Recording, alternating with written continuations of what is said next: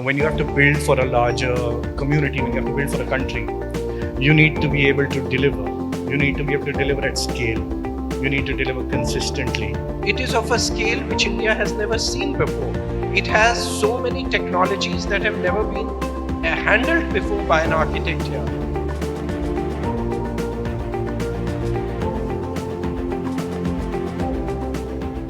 So, what I see is that the kind of scale of these works are contrary, and the time it takes to sort of realize them are contrary to the kind of to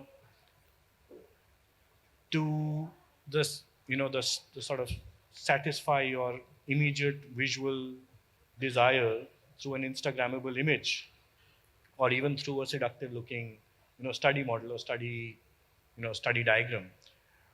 How do you see a studio that works through this scale, through how do you compete with the speed of the kind of revolution that is necessary in this day and age for architectural communication, right? You've done this, it came in the papers, but even if this was to have been built, it would not have been a very photogenic experience for a very long time. I mean, let's say this was an exceptional time frame of delivery, but take, for example, what you're doing at the strategy level at Ayodhya, right? That when you're working with the government of Uttar Pradesh is another project that's going to take a fair amount of time. Is our approach as architects outdated, or is it too slow for the kind of revolutions that need to take place now? No, I don't think it is too slow. I think the work that I'm seeing in India happening through architectural practices of different scale and size is actually tremendous. I mean, I've had the opportunity through our own design associate offices abroad, from Tokyo to New York to different places that we have our offices, and we see that the kind of work that happens here, the rigor, the creativity, the I would say level of commitment that I see here in India is actually quite amazing. So I think, very honestly, I see the level of design intensity and rigor in India very, very high. I think where we somewhere fall short, and this is a message that I really feel needs to spread in the architectural community, is that maybe it's our architectural education. I don't know the reason for it, but I think somewhere the architects today, the younger architects, the smaller architectural practices, or even for that matter, some of the more well-known firms, we lack the conviction to stand before our client and tell them, no, what you are saying is wrong. The right way to do it is this. More and more I see that we in the architectural profession have started succumbing to what the client says, which could many times be the curveballs that you are talking about thrown at us, or it could just be something which is off their hat, which makes very little sense, which is going to have a long-term, very negative impact, but we just accept it. And that bothers me a lot. And I realize that because many clients come back and tell me, but you know what, XYZ says there's no problem. They have not raised an issue. How come you are saying that this will not be a good approach in the long term? So I think somewhere for the benefit of our own profession, for the future of for a great future of our profession, we need to have the conviction to stand up. And I think, so even whether it's a project like Ayodhya or Yashobhumi or whatever else we are talking about or we are doing in our office, I think it's very important to be able to say it out there. So for example, when we got the Ayodhya project, I was very clear about it when the media wanted me to talk about it, that I said, as an architect, for me, here is an opportunity to heal the wounds of what this place has in recent times been synonymous with. And here is an opportunity that sitting in a country like India to create a more secular architecture. So one tries to do that where one can. And if as a profession we all can take that kind of approach, I think people will sit up and take notice of it. I mean, you have done some very interesting work in Jodhpur, the revitalization work, and that has had its own impact at a city level. Why don't you share that experience? Yeah, I think Jodhpur started as, sometimes you have to initiate projects yourself. And I think that's I sort of learned that from a generation of architects that doesn't exist anymore, right? So how do you become your own client, or how do you find a client that doesn't exist? So we started. I mean, Jodhpur was an exercise in sort of cleaning up or regenerating an old city through just identifying key urban nodes, using one step well, which happened to be at a good location, as a focal point, and then sort of going crazy in communicating that idea and the merits of it by creating, an information center for the project in the guise of in the guise of a cafe, by creating a whole new language of signage and sort of wayfinding for that place, by using smaller design elements in a place that otherwise looked desecrated to create a sense of precious find, in trying to recreate the romance in that space, by and through audio experiences, through light experiences, through creating events there, and also by doing off-scale elements, right? So there was an image just now of a giant cartograph, and we've been using cartography um, since we did the Discovery Center, to sort of create this rather than do a fancy render, right? Often we sort of just do a cartograph because it allows you more of an imagination. It allows the viewer to see more layers into it than actually that you can possibly see or that you can project as a sort of static 2D image. Um, so Jodhpur became a sort of a proving ground to say, can we actually take our old cities and fix them? Can we fix them quickly through a very small charge, or does it need giant systemic intervention, or can it just be a small sort of level of guerrilla urbanism? Right? We did something similar for the Discovery Center, where it was a the client came to us to do a sales center, but we said, let's present how cities should be made, and let's make it an interesting building. Let's make it something that is a town hall. So we changed the brief from a sales center to a town hall. Then we actually tweaked the master plan to have it remain as a town hall and open the functions out for it, made it an architectonic, curious marvel element, so to speak. And so much so that now it hosts the Edinburgh Science Festival every year. It becomes the backdrop for a lot of concerts in Bangalore. But that architectural idea sort of stays there, right? You have to go and see it. And for us, it was, this was 10 years ago. So we were like, how does somebody go and see this? Why will someone drive, an hour and a half to see this? So we have to find a more effective way of communicating architecture than just a journal or just an architectural journal. So we had someone make an ice cream van for us, create recipes for ice cream, and then used a cartographer to make them up, to sort of map out the city for us. So this ice cream van would actually go into Bangalore, hand children the ice cream, and give them a cartograph telling them about a new city that's germinating. Right? So often you have to go to a different level to start communicating your architectural intent. So in Jodhpur, we did that through through an information center disguised as a cafe, where you could get beer cheaper than you could buy it off the licensed shop. And in Bangalore, we did it through free ice cream. Um, but that again, was a generation where we weren't really fighting social media, right? I'm sort of curious about that at another level, as to what happens for the people who are looking for instant gratification. How does architecture communicate intensity through one image? And how do you do it at that scale? So I have never really believed in this kind of approach that architecture has to be, brought down to the level of postcard imagery. I think architecture for me always, like I said earlier, has a lot to do with a larger purpose, a larger context. And that's how even in our office we take every project. We begin the story by examining the broader and larger aspect of it and then zeroing in on the specifics of the project. So that is a very important aspect for me. And the second important aspect is what it does as an experience to all of us. Not just the visual experience, but the holistic sensory experience that it does to a human being. That for me is very important. So whether that fits into the world of instant gratification or the Insta images, I don't know. And frankly, I don't care.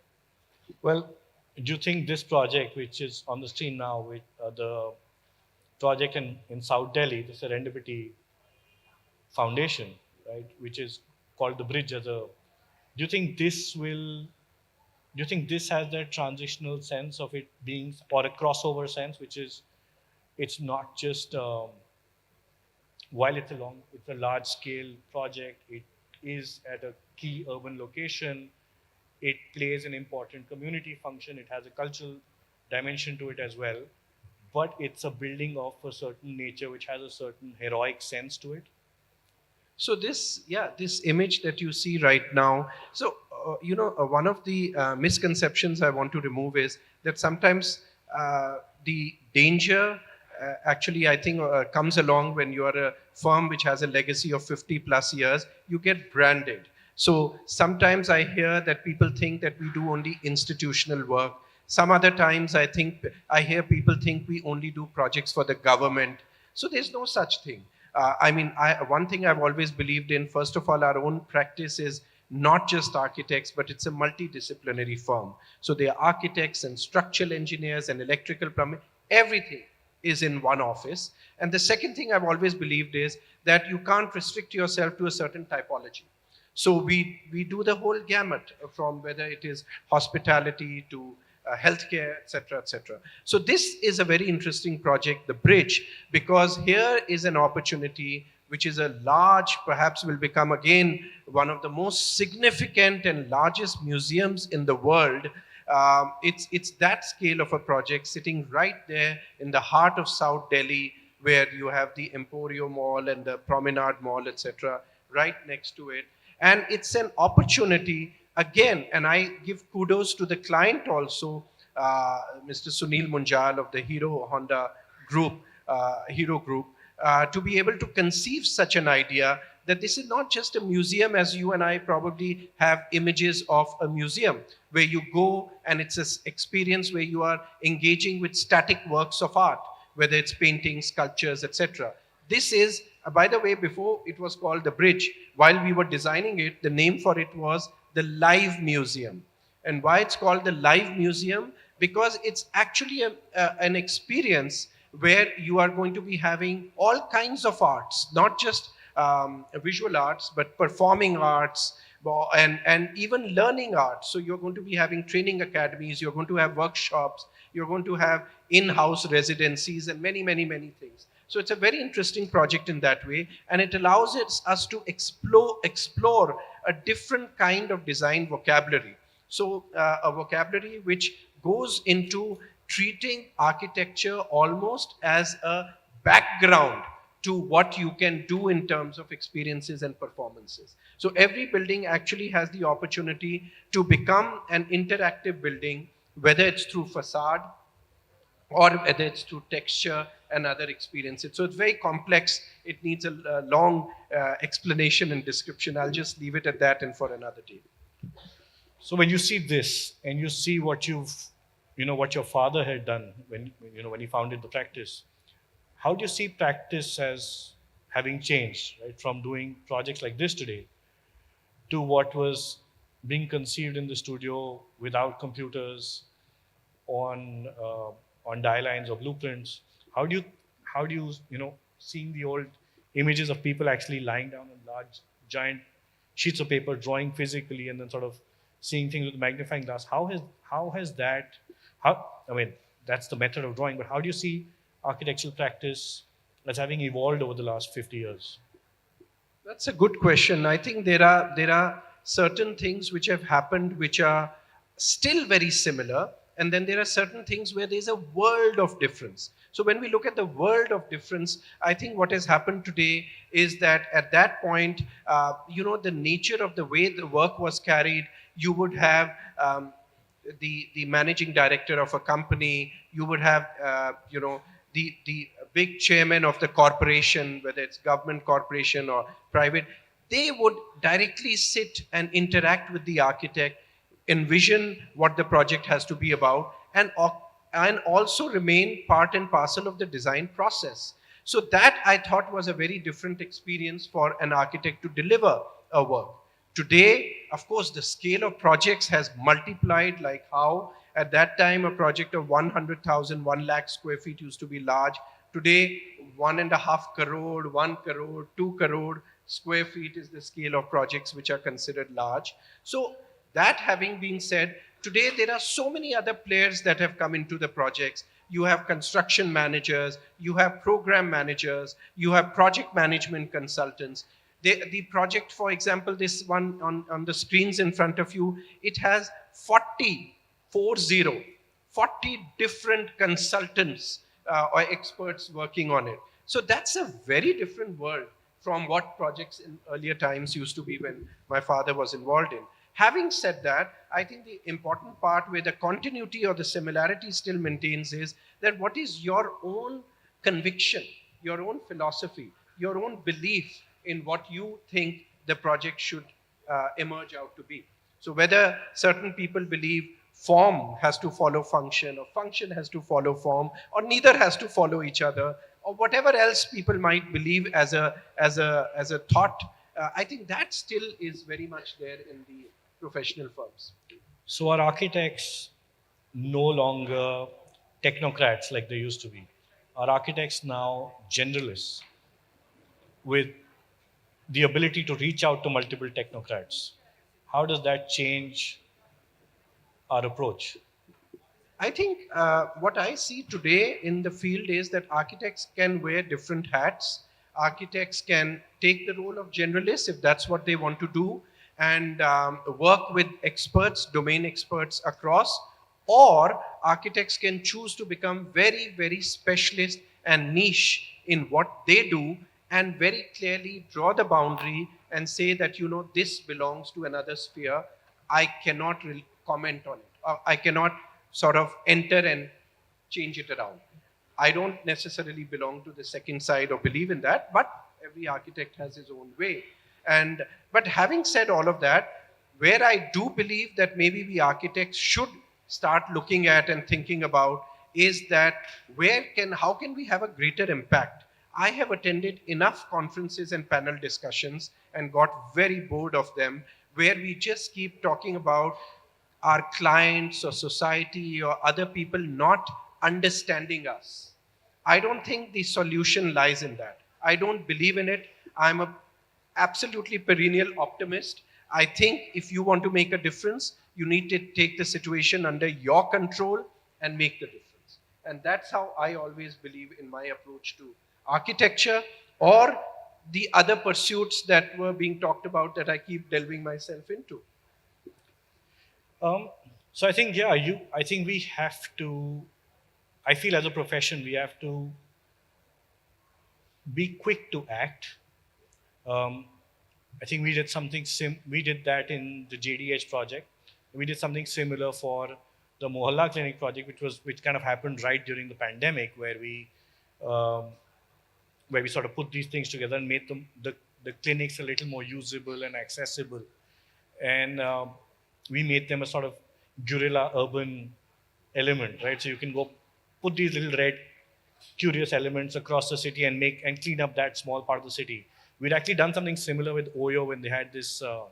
They were doing a module called the townhouse, and we did a catalog for them. Say that allows us to clean 3 houses in a row and In keep the fact, I street. wanted to ask you about the Mohalla clinics, how you came up with this concept of, this very bold form and the bold color and how, like you call it, the urban guerrilla interventions, how you really came up with the idea. Um, I'd seen a few, and I saw them looking very derelict. So it's not like the program was ours; the program was the government's. But we just felt the program was ill communicated. We also felt that, you know, they could very easily take industrial waste, which is like, damaged containers.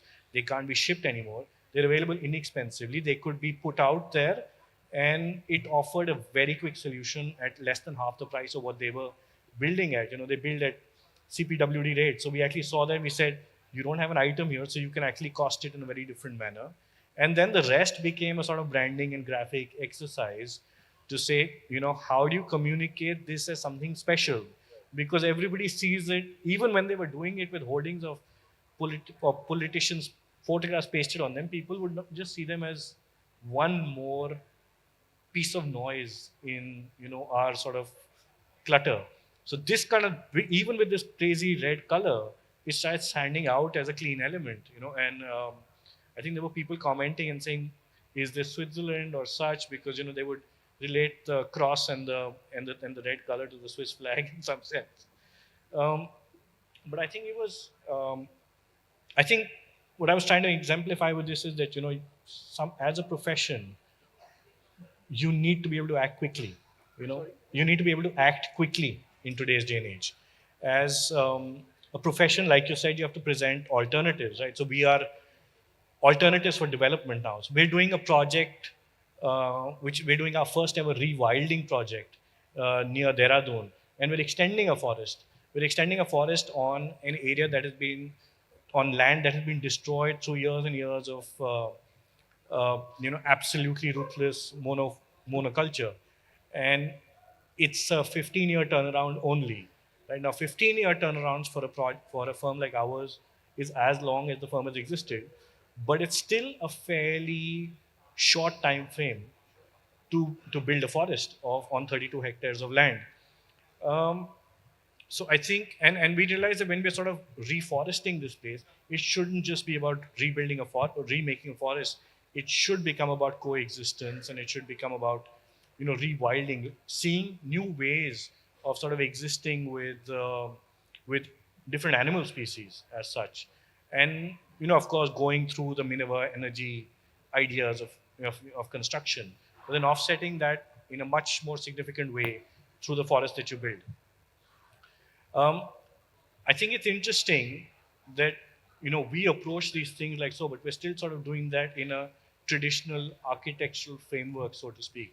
But in your case, you're sort of approaching um, architecture through a very different hat of sort of having dialogues, doing a television show, pushing out a series of different hats, you know, in in a sort of attempt uh, to sort of rationalize what an architect does or what an urbanist does. What is it that you're trying to achieve with that? Good question. I'm being asked that quite often these days, that what am I up to? One thing after another. I think one of the things is very importantly to push the boundary. I have always believed that in architecture, in our education, we are given such a wide exposure, and then we end up getting into practice, and we keep getting more and more sort of into niched or channelized into just certain kind of work.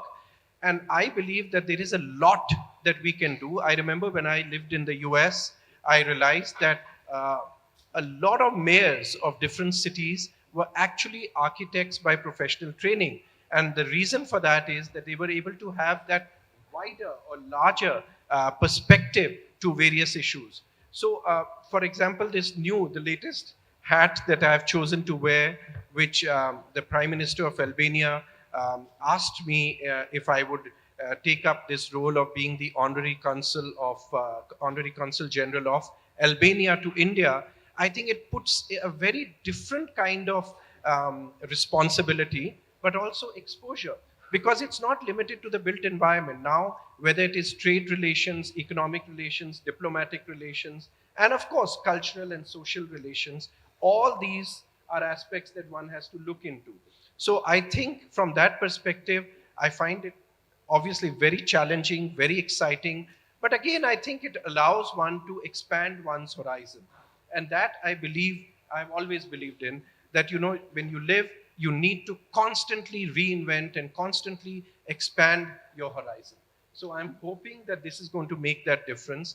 And I invite all of you who are here to look at what Albania is about. And if you have any kind of thoughts or ideas or initiatives that you would like to be taken up, I'm happy to discuss that with you. Well, I think we're out of time. That's been flashing red for a while.